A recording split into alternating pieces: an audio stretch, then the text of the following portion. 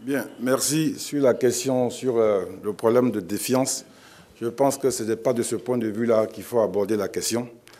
Le gouvernement a traité cette question qui est très délicate, avec beaucoup de responsabilités, dans le sens de la paix, du retour au calme et dans le sens de la quiétude des populations. Il ne faut pas toujours, quand il y a ces problèmes, voir une forme de défiance, etc. C'est des questions qui sont très graves, très délicates et qui perturbent la quiétude de nos populations. Devant cette situation, le gouvernement doit être responsable.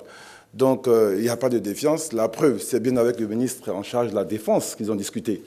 Et c'est lui qui a apporté des solutions après avoir donc fait un compte-rendu au président de la République. Et votre question me donne l'opportunité de dire deux choses. La première chose, c'est en direction des populations, les rassurer. Nous travaillons toutes les heures pour que le calme revienne définitivement. C'est des vrais problèmes que nous avons avec un corps qui est très sensible, qui sont donc les forces de sécurité et de défense. Donc il faut aborder, comme le ministre de la Défense l'a dit, ces questions-là avec beaucoup de prudence, beaucoup d'attention, c'est ce que nous faisons. Donc ce n'est pas un manque d'autorité, mais vous savez bien qu'il y a quelques jours, tout le monde était paniqué, mais tout le monde était bien heureux que le calme revienne. C'est vrai que ce calme est perturbé aujourd'hui par un processus de contamination des autres corps. Ce que je voudrais dire à tous ces corps-là, c'est de retourner au travail et d'être dans le calme. Le gouvernement trouve des solutions à toutes les questions qui sont posées par les canaux qui sont bien définis. Donc le ministre l'a dit, les hauts commandements vont discuter. Donc la hiérarchie sera en contact avec tous ces corps, que ce soit les douaniers, les gendarmes, les policiers, les eaux et forêts, tout le monde est concerné. Et du point de vue, le communiqué le dit, du point de vue de l'amélioration des conditions de vie et de travail, tout le monde est concerné.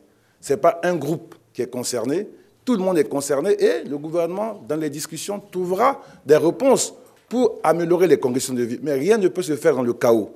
Donc nous lançons un appel pour un retour au calme. C'est notre pays. Donc il faut que nous nous parlions, que nous abordions ces questions-là sereinement. On n'a pas besoin de s'affronter ou de faire croire que le gouvernement ne fait pas ci, ne fait pas ça, et est obligé d'attendre des coups de feu. Il faut que le calme revienne et que sereinement, nous puissions travailler par les canaux habituels avec la hiérarchie pour apporter des réponses. Je demande aux Ivoiriens de garder leur sang-froid. Ils peuvent nous faire confiance au gouvernement et au président de la République. La Côte d'Ivoire, notre pays, vit les conséquences de la guerre et la crise post-électorale parce qu'il y a des conséquences à moyen et long terme. Tout cela va être traité. Même les questions des enfants en conflit avec la loi, tout ça, c'est notre héritage. Mais nous devons faire face. Les problèmes sont réels, il y a eu des vraies incompréhensions, et le dialogue est entamé, et nous demandons que le calme revienne, que les Ivoiriens nous fassent confiance, c'est notre responsabilité, et je crois que dans quelques semaines, on dira que c'était une mauvaise passe.